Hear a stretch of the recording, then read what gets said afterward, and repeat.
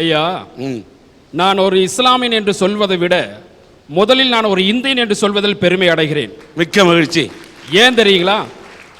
உலகத்திலேயே எந்த நாட்டுக்குமே இல்லாத ஒரு நல்ல பேர் நம்முடைய நாட்டுக்கு இருக்கு. அது என்ன தெரியுங்களா?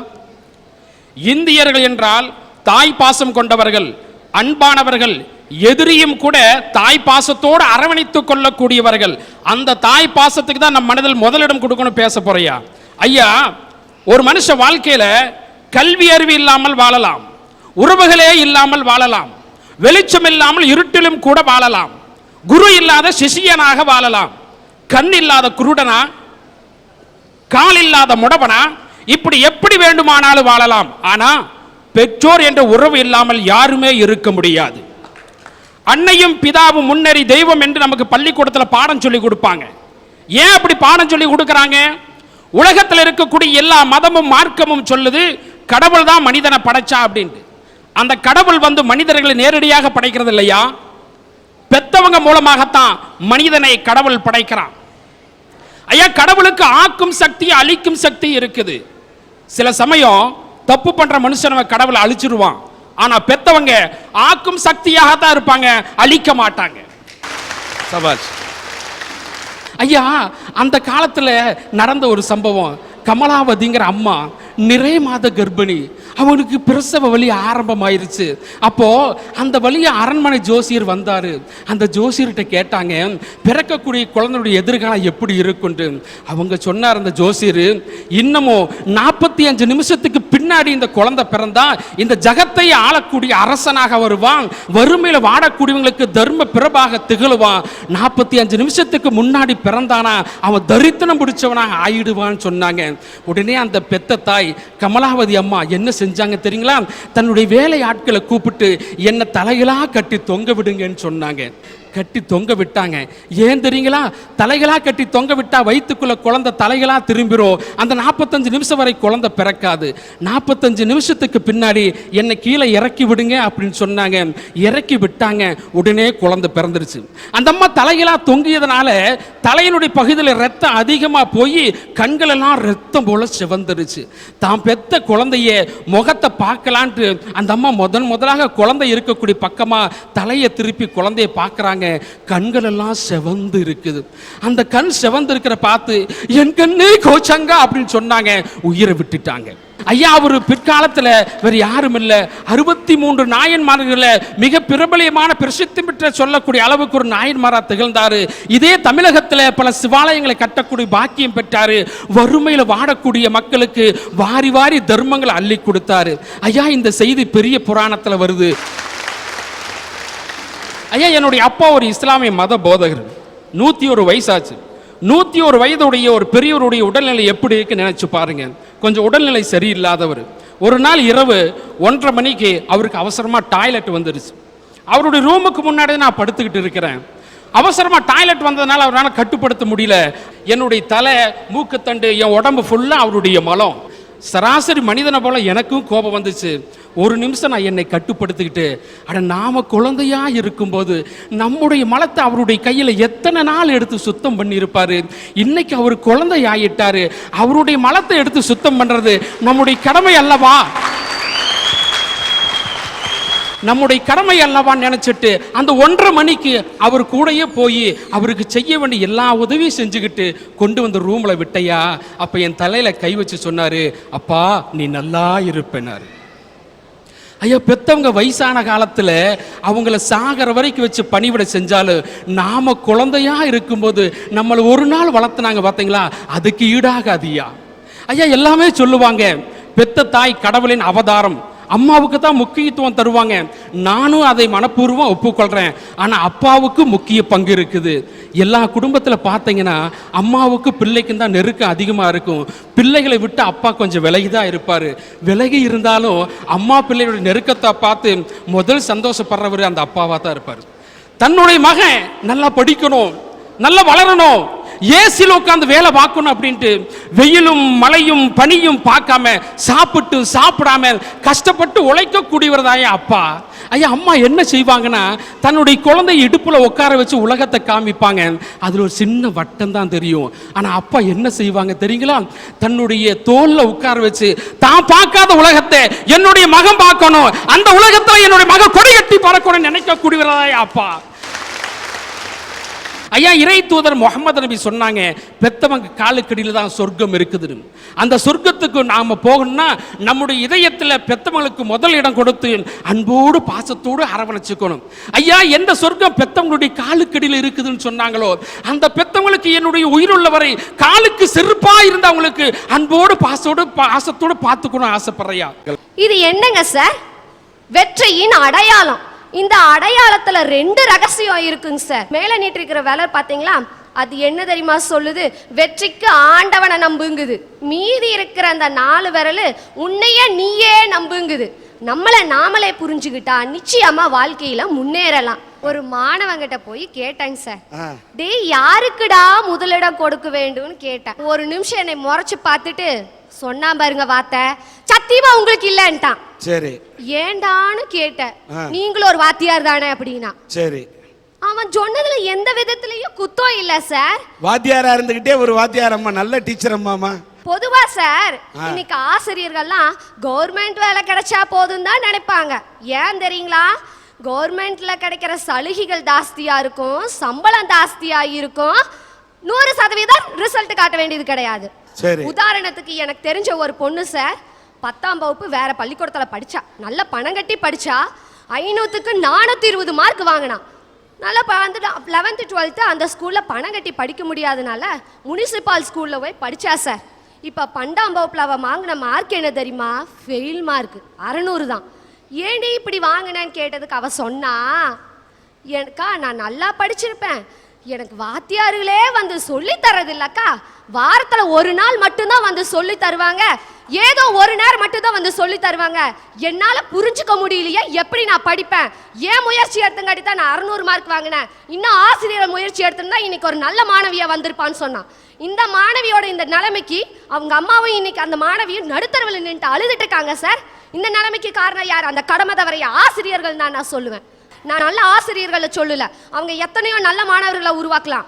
ஆனா தான் கடமையை தவறிய ஆசிரியர்கள்னால தம் வாழ்க்கையை தவறவிட்ட அந்த மாணவர்கள் நினைச்சுதான் சார் நான் வருத்தப்படுறேன். 2006 வெளிவந்த ஒரு நாளிதழ் sir, national crime bureau record என்ன தெரியுங்களா சொல்லுது? 2006 தமிழ்நாட்டில் மட்டும் 200 மாணவர்கள் தேர்வு முடிவுனால தற்கொலை பண்ணிக்கிட்டாங்களாமா. அது மட்டும் கிடையாது, பிரிட்டிஷ் நாட்டில இருந்து வெளிவந்த லான்செட் அப்படிங்கிற மருத்துவ நாளிதழ் என்ன தெரியுங்களா சொல்லுது? மாணவர்களின் தற்கொலை முயற்சிக்கு அதிகமான காரணங்கள் தேர்வு முடிவுகள் தான் சொல்லுது. காதல் தோல்வியினாலேயோ வாழ்க்கையில தோல்வி அடைஞ்சதுனாலயோ எவனும் வருஷத்துல அதிகமா சாகிறது கிடையாது. தேர்வுல தோல்வி அடைஞ்சு வந்தா அதிகமா சாகிறான். இதுக்கான நீங்க சொல்லலாம் மாணவன் படிக்காம விட்டுட்டான்னு, அது ஒரு பக்கம் இருக்கட்டும். ஆனா தன்னோட கடமையை தவறிய ஆசிரியர்கள் நல்லா சொல்லி கொடுத்திருந்தா அந்த முட்டாளான மாணவரையும் கூட ஒரு ஆவரேஜ் மாணவனா உருவாக்கி இருக்கலாம்ல சார். அடுத்து கணவன் மனைவி சார். கணவனோ ஒரு பையனோ ஒரு பொண்ணோ திருமணம் செஞ்சுக்காததுக்கு முன்னாடி அந்த பொண்ணையோ அந்த பையனையோ கட்டிக்கிட்டா அதனால சொசைட்டில ஸ்டேட்டஸ் கிடைக்குமா, சொத்து கிடைக்குமா, வரதட்சணை கிடைக்குமா, பொண்ணோ பையனோ அழகா இருக்காங்களான்னு தான் பாக்குறாங்களோ இல்லையா, தான் மனசுக்கு ஏத்தவளா புரிஞ்சு நடக்கிறவளாங்கிறது நிச்சயமா பார்க்கறதே கிடையாது சார். இதை தவிர சார் இனி கணவன் மனைவி எல்லாம் எப்படி தெரியுமா அன்பை வெளிப்படுத்திக்கிறாங்க? கணவன் ஒரு ஷிஃப்ட்ல போவான், மனைவி ஒரு ஷிஃப்ட்ல போவா. இவங்க 2 பேர் வீட்டில் வந்து பேசிக்கிறது எப்படி தெரியுங்களா? பிளாக் போர்டை வச்சு, நான் இன்னைக்கு சாயங்காலம் வரமாட்டேன், நீ டிஃபன் சாப்பிட்டுக்கோ, நாளைக்கு நான் காலையில் தான் வருவேன், நீ ஆஃபீஸ்க்கு போய்க்கோ. இப்படித்தான் சார் தன்னோட அன்பை பரிமாறிக்கிறாங்க. அந்த மனைவியும் கணவனும் மாற்றி மாற்றி பார்க்க முடியாத அளவுக்கு வேலைக்கு போகிறாங்கன்னா அவங்களுக்குள்ள பாசம் இல்லாமல் இல்லை சார். இன்னைக்கு அடிப்படை தேவையை கூட பூர்த்தி பண்ண முடியாம பணத்தட்டுப்பாடு இருக்கிறதுனால தானே சார் அவங்க அப்படி போறாங்க. அப்படி பாசம் இல்லாம இருக்கிறவங்களா இருந்தா அந்த பேப்பர்ல கூட அவங்க எழுதி வைக்காம தான் சார் போவாங்க. நாளைக்கு வரப்போற நம்ம குழந்தைங்க நல்லா இருக்கணுங்கிறதுக்காக ஒரு நல்ல கணவன் மனைவியா அவங்க அன்னைக்கு சுகத்தை தியாகம் செய்யறாங்க சார். சபாஷ். பணத்தை மட்டும் சம்பாதிக்கிறதுக்கு பார்த்துட்டு இருந்தா குழந்தைக்கு அன்பு கிடைக்கிறது எங்க சார்? பணத்தை வச்சுதான் குழந்தைய வளர்க்க முடியும்னா அது நிச்சயமா ஒரு நல்ல குழந்தையா வளராது சார். பணத்தை வச்சு அன்பால ஊட்டினா தான் அது ஒரு நல்ல குழந்தையா இன்னைக்கு சமுதாயத்துல நிலைச்சு நிக்க முடியும் சார். இப்படி இருக்கும்போது பெற்றோருக்கு என் மனசுல எப்படி சார் முதலிடம் கொடுக்க முடியும்? யாருக்கு தாமா முதலிடம் கொடுக்கணும் சொல்லுறேன் சார். அடுத்தது சமூக சேவை செய்யறவங்க சார். வாடிய பயிரை கண்ட பொழுதெல்லாம் வாடினேன்னு வள்ளலார் சொன்னாரு. அன்புக்கு வேலி தடையன்றோ அந்த வேலியும் உடைத்தேன் மத தெரசா சொன்னாங்க சார். ஆனா இன்னைக்கு அந்த சமூக சேவை செய்யறவங்க அப்படி இருக்காங்களான்னு பார்த்தா அது நிச்சயமா கிடையாதுன்னு தான் சொல்லுவேன்.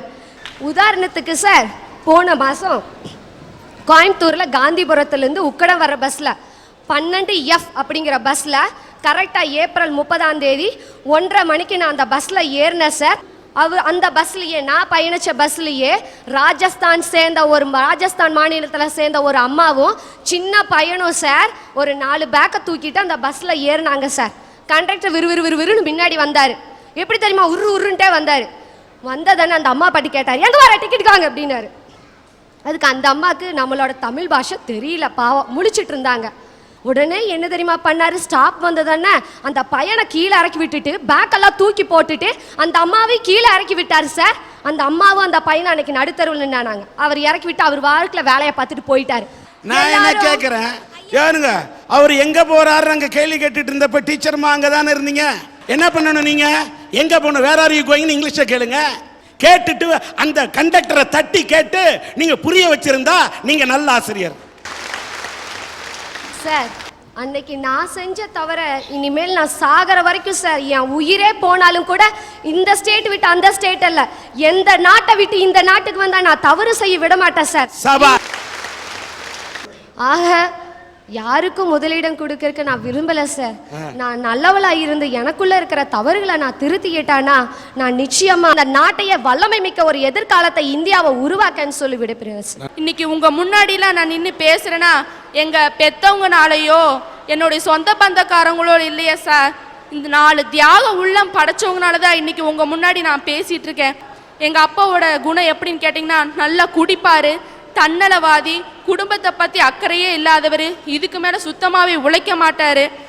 எங்கள் அம்மாவோட எல்லா சொத்து பத்து கொண்டு வந்த நகையெல்லாம் விற்றே குடித்தாரு. இதை பார்த்து வெறுப்படைஞ்ச எங்கள் அம்மா எங்களை கூட்டிகிட்டு கோயம்புத்தூர் வந்தாங்க. இங்கே இருக்கவங்களாம் சொன்னாங்க, தாய்மடியில் படுத்தாளுதா எல்லா துன்பமே மறந்துடுன்னு. அப்படி ஒரு அன்பான தாய் எனக்கு கிடைக்கலைங்க சார். எத்தனையோ நான் அழுதுருக்கிறேன். தான் பட்டினி போட்டு குழந்தை வைத்த நிரப்புவான்னு சொன்னீங்க, அப்படி எனக்கு ஒரு தாய் கிடைக்கல. பல கொடுமைக்கு நான் ஆளானேன். இப்படி இருக்கும்போது ஒரு நாள் எங்கள் அம்மா என்ன பண்ணாங்கன்னு கேட்டிங்கன்னா, என்னை கொண்டு போய் ஒரு வீட்டு வேலையிலையும் என் தம்பியை கொண்டு போய் ஒரு கடையிலையும் விட்டுட்டு அவங்க போயிட்டாங்க. அதுக்கப்புறம் அவங்க வரலைங்க சார். அந்த வீட்டில் பல கஷ்டத்துக்கு நான் ஆளானேன். சின்ன வயசில் பார்த்த சில நினைவுகளை வச்சு எங்கள் மாமா வீட்டை கண்டுபிடிச்சி நான் அங்கே போனேங்க சார். அவங்க பேருக்காக இங்கே இருந்துக்கான்னு சொன்னாங்க, ஆனால் உண்மையாக சொல்ல அங்கேயும் நான் 2 நாள் தாங்க சார் இருந்தேன். அங்கேருந்து நான் துரத்தி அடிக்கப்பட்டேன். எங்கள் அத்தை கொண்டு போய் நான் படித்தேன் பார்த்தீங்களா, அது ஒரு கிறிஸ்டியன் ஸ்கூலுங்க சார். அந்த ஸ்கூலில் கொண்டு போய் என்னை விட்டாங்க. அந்த ஹாஸ்டலில் விசிட்டிங் டேன்னு ஒன்று வருங்க சார். அதாவது பெற்றவங்கெல்லாம் குழந்தைங்கள பார்க்கறக்கு வருவாங்க. அந்த நாள் நான் எத்தனை நாள் அழுதுருக்கேன் தெரியுங்களா, பாசத்துக்காக ஏங்கியிருக்கேன் தெரியுங்களா. பெற்றவங்கள தங்கள் குழந்தைக்கு ஆசையை சோறு ஊட்டுவாங்க, பாசத்தால் நனைவாங்க. ஆனால் அப்படி ஒரு அன்பான வார்த்தையில எனக்கு கிடைக்கல. தனிமையில் உட்காந்து எத்தனையோ நான் அழுதுருக்கிறேன். எல்லா பெண்களுக்குமே இயற்கையாக நடக்கிற மாதிரி நானும் பெரிய பொண்ணு ஆனேங்க சார். எனக்காக யார் தெரியுங்களா அடுத்த நாள் ஓடி வந்தா, அந்த தியாக உள்ள படித்த மதர் தாங்க சார். நான் ஒரு இந்து பொண்ணாக இருந்தாலுமே என்னுடைய ஆசைகள் என்னன்னு நினச்சிட்டு அவங்க அடுத்த நாள் சும்மா வரலைங்க சார். எனக்கு ஒரு தங்க கம்மல், மோதிரம், தாவணி, பாவடை இதெல்லாம் எடுத்துட்டு வந்து அதற்கு மேலே எனக்கு ப்ரேயரும் பண்ணிட்டு போனாங்க சார். இன்ன வரைக்கும் நான் அந்த தியாக உள்ளத்தை மறக்கலை. எப்படி ஹாஸ்டல் வாழ்க்கையில் நாங்கள் விட்டு வெளியே வந்தோங்க சார். என் தம்பி பல கஷ்டப்பட்டு முயற்சி பண்ணி ஒரு வேலைக்கு போனேன். 16 வருஷம் பார்க்காத தந்தையை போய் கண்டுபிடிக்கலாம் சொல்லி போய் அந்த ஊரை கண்டுபிடிச்சி கேட்டதுக்கு எங்கள் அப்பா இன்னும் மாறலேன்னு சொன்னாங்க. என் தம்பி மனசு உடஞ்சிட்டு மறுபடியும் வந்துட்டாங்க சார். எங்கள் அப்பா இதை கேள்விப்பட்டு உண்மையாக பாசக்கார தகப்பண்ண அடுத்த நாளே ஓடி வந்திருப்பாங்க சார். எங்கள் அப்பா எத்தனை நாள் கழிச்சு எங்களை பார்க்க வந்தாரு தெரியுங்களா, 1 மாதம் கழிச்சு பார்க்க வராருங்க சார். வந்தவருங்க சார், நல்லா இருக்கிறியான்னு ஒரு வார்த்தை கேட்கல. இங்கே இருக்க கல்யாணம் முடிச்ச எல்லா பெண்களுக்கும் தெரியும் பிரசவன்றது ஒரு பொண்ணுக்கு எப்படிப்பட்டதுன்னு. வந்தவர் பிரசவம் எப்படிமா ஆச்சு, திருமணம் எப்படிமா முடிச்ச, வயசு புள்ளல உனக்கு என்னமா பாதுகாப்புன்னு கேட்கலிங்க சார். சில பூர்வீக சொத்து இருக்கு, சொத்துல கையெழுத்து போட்டு கூடன்னு கேட்டு நிக்கிறாருங்க சார். இப்படிப்பட்ட தகப்பன என்னங்க சார் பண்றது? பேரண்ட்ஸ் கிட்ட வளர குழந்தைங்களுக்கு இந்த காலத்துல பாதுகாப்பு இல்லாதப்பல நான் எந்த மூலிங்க சார்? இன்னைக்கு ஒரு நல்ல பொண்ணு அந்த சமுதாயத்துல நிக்கிறேன்னா இப்படி 4 தியாக உள்ள படைச்ச நல்ல உள்ளங்கள சார் நான் இந்த இடத்துல நின்று பேசிட்டு இருக்கிறேன். 3 மாசத்துக்கு முன்னாடி ஒரு சட்டம் கொண்டு வந்தாங்க. என்ன தெரியுங்களா? பெத்தவங்களை பார்க்காத பிள்ளைங்களுக்கு உடனே பனிஷ்மெண்ட் கொடுக்குறாங்களா இந்த சட்டம். இந்த மாதிரி பிள்ளைங்களை பார்க்காத பெற்றோருக்கு எந்த சட்டம் சார் இருக்குது? சட்டம் கொண்டு வாங்க. இந்த அரட்டை அரங்கத்து மூலம் நிச்சயமா இதுக்கு ஒரு விடிவு பிறக்கின்ற நம்பிக்கையில இருக்கிறேங்க சார். இப்படிப்பட்ட தியாக உள்ளங்களுக்கு என்னைக்குமே நிரந்தரமா என் உயிருள்ள நாள் வரைக்கும் இவங்களுக்கு தான் முதலிடம்னு சொல்லி நான் முடிச்சுக்கிறேன். நன்றிங்க சார். ஒன்றும் இல்லைங்க, என் வாத்தியார் எனக்கு சொல்லி கொடுத்தாரு. என்ன சொல்லி கொடுத்தாரு தெரியுமா? தெரிஞ்ச கேள்விக்கு மட்டும் பதில் எழுதாதேனார். ஐயா என்ன சொல்றீங்க எனக்கு புரியலையேன. ஆமாடா, தெரிஞ்ச கேள்விக்கு மட்டும் பதில் எழுதாத, நட்ட வெள்ளாமைக்கு வேலி போடாத, உங்க அம்மாவுக்கு செலவுக்கு பணம் கொடுக்காதேனார். நான் குழம்புனேன். ஆனா வாத்தியார் மேல நம்பிக்கை இருக்குது. நீங்க நல்லதுதான் சொல்லுவீங்க, ஆனா புரியல, புரியுற மாதிரி சொல்லுங்க. அவர் சொன்னாரு தெரிஞ்ச கேள்விக்கு மட்டும் பதில் எழுதாதேன்னு. என்ன அர்த்தம் தெரியுமா? தெரிஞ்ச கேள்விக்கு மட்டும் நீ பதில் எழுதினா தேர்வுல மதிப்பெண் கம்மியா வாங்கிடுவடா, நீ எல்லா கேள்விக்கும் பதில் எழுதுனார். ஐயா நட்ட வெள்ளாமைக்கு வேலி போடாதேன்னு. ஆமாடா, முதல்ல நான் வேலியை நட்டிட்டு அப்புறம் வெள்ளாமை போடுனார். அம்மாவுக்கு செலவுக்கு பணம் கொடுக்காதீங்களேன்னு சொன்னேன்.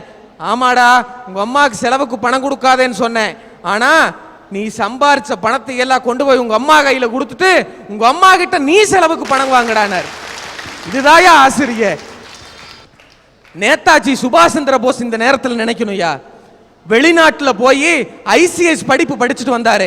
ஐசிஎஸ் படிச்சுட்டு வரும்போது தேசப்பக்குமிற்ற நேதாஜிய மக்கள் எல்லாம் சொன்னாங்க, நீங்க தாயா இந்த மாவட்டத்துக்கு ஆட்சி தலைவரா இருக்கணும், நீங்க இருந்தா இந்த நாடு நல்லா இருக்கும்னு சொன்னா. அப்ப நேதாஜி என்ன சொன்னார் தெரியுமா? இந்த அடிமை இந்தியாவிலே நான் ஒரு ஆட்சியாளராக இருப்பதை விட வருங்கால என் சுதந்திர இந்தியாவுக்கு என்னை போன்று பல ஆட்சியாளர்களை உருவாக்குவதற்கு நான் ஆசிரியர் பணிக்கு போறேன்னு சொன்னானே நேதாஜி. பாலகங்காதர திலகர் சுதந்திரம் எனது பிறப்புரிமைன்னு சொன்னவர். வீட்டுக்குள்ள இருக்கின்ற மக்களை எல்லாம் வீதிக்கு வரவழைத்து சுதந்திர வேட்கையை சொல்லிக் கொடுத்த மகானவர். அவர் கஷ்டப்பட்டு சுதந்திரம் வாங்குறாரு. சுதந்திரம் வாங்கினதுக்கு அப்புறம் நீங்க திலகர்ஜி நீங்க என்ன பதவிக்கு போட்டியிட போறீங்கன்னு சொன்னாங்க. அப்ப சொன்னாரு திலகரே, நான் எந்த பதவிக்கு போட்டியிடலன்னு. இல்ல திலகர்ஜி, நீங்க ஏதாவது ஒரு பதவிக்கு போட்டியிடணும்னு சொல்லும் போது, இல்லைங்க எனக்கு தேசப்பணி முடிஞ்சது, அதுக்கு மேல இருக்கிற ஒரு தெய்வீக பணி இருக்குதுன்னாரு. எல்லாரும் கேட்டாங்க, என்னங்க நீங்க ஆன்மீகத்துக்கு போறீங்களான்னாரு. இல்லைங்க, அதை விட ஒரு அற்புதமான பணி இருக்குன்னு சொன்னாரு. புரியல திலகர்ஜின்னு சொன்னபோது, இந்த தேச பணிக்காக நான் வருவதற்கு முன்னாலே நான் ஒரு பணியை மேற்கொண்டேனே, பேராசிரியர் பணி. அந்த பேராசிரியர் பணிக்கு நான் போறேன்னு சொன்னானே திலகர். இன்னைக்கு யோசிச்சு பாருங்க, ஜனாதிபதிகள் 13 பேர் இந்தியாவில் இருந்தாங்கன்னா அதுல 8 ஜனாதிபதிகள் ஆசிரியர்கள் தான். ஆசிரியர் பணி என்பது அறப்பணி. அந்த ஆசிரியருக்கு தாயா என்னோட முதலிடம். இந்த அரட்டை அரங்கத்திலே நம் மனதில் யாருக்கு முதலிடம் கொடுப்பது என்ற தலைப்பை கொடுத்தவுடன் அவரவர்கள் அவருக்குரிய கோணத்திலே தங்களுடைய பேச்சாற்றலை கொண்டு கருத்தாற்றலை கொண்டு கருத்துக்களை எடுத்து வைத்தார்கள். இதில் கணவன் மனைவிக்கும் மனைவி கணவனுக்கும் அந்த உறவிலை முதலிடம் கொடுக்க வேண்டும் என்று சொல்வதில் ஒரு அர்த்தம் இருக்கிறது. காரணம், அவர்கள் இருவருக்கும் இடையில் இருக்கக்கூடிய உறவு தாலி கொடியிலே வந்தது. அந்த பந்தம், கணவன் மனைவிக்கு ஏதோ செய்கிறான், மனைவி கணவனுக்கு செய்கிறார். அது ஒரு பந்தம், அது அற்புதமான பந்தம், யாராலும் அறுக்க முடியாத ஒரு அற்புதமான பந்தம். ஆக 2 பேருமே கொடுத்து வாங்கிக் கொள்கிறார்கள் அன்பை, பந்தத்தை, சொந்தத்தை, சுற்றத்தை, சுகத்தை. அப்படிப்பட்ட உறவு மகிமை பொருந்தியது. அதுக்கு முதலிடம் கொடுக்கணும்னு பேசுறாங்க. அது ஒரு விதத்தில் கரெக்ட் தான். அடுத்தது, நம்மை பெற்றெடுத்த கண்கண்ட தெய்வமான நம்முடைய பெற்றோர்களுக்கா? நிச்சயமா. ஏன்னு கேட்டா, தாய் இல்லாம உலகத்தில் பிறக்க முடியாது, தந்தை இல்லாம பிறக்க முடியாது. இந்த உறவு எங்கிருந்து வருகிறது? தொப்புள் கொடியிலிருந்து வருகிறது. ரத்தத்தோடு ரத்த பாசத்திலே வருகிறது. மற்ற பாசத்திலிருந்து ரத்த பாசம் வேறுபட்டது தான். அதனால அந்த உறவும் சம்பந்தப்பட்ட உறவு தான். அதுக்கு முதலிடம் கொடுத்தாலும் அது இயற்கை தான். அடுத்த உறவு, மாதா பிதா குரு தெய்வம்னா ஒரு மாணவனுக்கு ஆசிரியர் வழிகாட்டியா இருக்கிறார்னா, ஏனியா இருக்கிறார்னா, கரையேற்றும் தோணியா இருக்கிறார்னா, தான் வகுப்புல படிக்கக்கூடிய தனக்கு தெரிந்த அந்த மாணவனுக்கு மட்டும்தான் அவர் வழிகாட்டியா இருக்கிறார். அந்த மாணவனுக்கும் அந்த ஆசிரியருக்கு உறவு இருக்குன்னா அது குரு சிஷ்ய உறவு. அங்கேயும் ஒரு பந்தம் இருக்கு. இது 3 உறவு. யாருக்கும் முதலிடம் கொடுக்க முடியாது, நான் எனக்குத்தான் முதலிடம் கொடுப்பேன் என்று தன் வாழ்க்கையை பார்த்து கொள்ள துடிப்பவர்கள் இருக்கிறார்கள். அவங்க தன்னை பார்த்துக்கிறாங்கன்னா அது ஒரு சுயநலம். தனக்காக தான் மனுஷன் பல பேர் வாழறான். ஆக அங்கேயும் ஒரு பந்தம் இருக்குது. இந்த உடல் மீது உயிருக்கு பந்தம், இந்த உயிர் மீது உடலுக்கு பந்தம். தன் வாழ்க்கையை பற்றி நினைப்பது மனிதனுடைய சுயநலம். அங்கேயும் ஒரு பந்தம் இருக்கு. இந்த 4மே ஒரு கனெக்ஷன்ல இயற்கையில் இருக்கக்கூடிய ஒரு நிகழ்வு. ஆனா அப்பா அம்மா இல்லாம அனாதையா பிறக்கக்கூடிய குழந்தைகளுக்கு, நமக்கெல்லாம் அப்பா அம்மா இருக்கிறாங்க, அப்பா அம்மாவே இல்லாம அனாதையா பிறக்கக்கூடிய குழந்தைகளுக்கு யார் தந்தை, யார் தாய்? தீபாவளி வந்தால், பொங்கல் வந்தால் யார் ஆடை எடுத்து கொடுப்பார்கள்? யார் கையை பிடித்து ஆனாவல் கத்துக் கொடுப்பார்கள்? அந்த ஏழைகளை அரவணைக்க யார் இருக்கிறார்கள்? யோசிச்சு பாருங்க, யாருமே இல்லை. அது மட்டுமல்ல, நோயால் பாதிக்கப்பட்டு தொழுநோயால் பாதிக்கப்பட்டவர்களை அவர்களுடைய கரம் கொண்டு அவர்களை கருணை கொண்டு காப்பாற்ற யார் இருக்கிறார்கள்? ஒரு அன்னை தெரேசா தான் இருந்தார். அவரை போல நல்ல இதயம் படைத்தவர்கள் மட்டும்தான் இருந்தார்கள். அந்த மாதிரி தன்னலம் இல்லாத சமூக சேவைகள் தான் தேவை. அதுதான் எந்த பந்தமுமே இல்லாம, எந்த உறவுமே இல்லாம, அடுத்தவங்க ரோட்ல அடிபட்டு கடந்தா ரத்தம் கொடுக்கணுமேன்னு ஓடோடு போய் நின்னா அதுதாங்க சேவை. அங்க தேவை இல்லைங்க. யாரு பெத்த பிள்ளைக்கோ தாலாட்டு பண்ணா அதுதாங்க உண்மையான தாயின் தாலாட்டு. தன் பிள்ளைக்கு ஒரு தாலாட்டு பாடினால் அவள் சாதாரண தாய். ஆனால் யார் யாரோ பெற்ற குழந்தைகளுக்கு தாலாட்டு பாடினால் அவள் தான் தெய்வ தாய், அவள் தான் கருணை தாய். அப்படிப்பட்ட சமூக சேவர்களுக்கு முதலிடம் கொடுத்தாதான் இந்த நாட்டில் கருணை வாழுங்க. அனாதை பிள்ளைங்க வாழ்வாங்க, ஆதரவற்றவர்கள் வாழ்வார்கள், முதியோர் இல்லங்கள் வாழும். அதனால் நம் மனதில் மற்ற யாருக்கு முதலிடம் கொடுத்தாலும் அவற்றையெல்லாம் விட தன்னலமற்று பணியாற்றக்கூடிய சமூக சேவர்களுக்கும் முதலிடம் கொடுத்தால்தான் இந்த தேசமும் நாமும் நிமிர்ந்து நிற்போம். இந்திய மண்ணே உனக்கு வணக்கம் வணக்கம் என்று என் வணக்கத்தை செலுத்தி விடைபெறுகிறேன். நன்றி, வணக்கம்.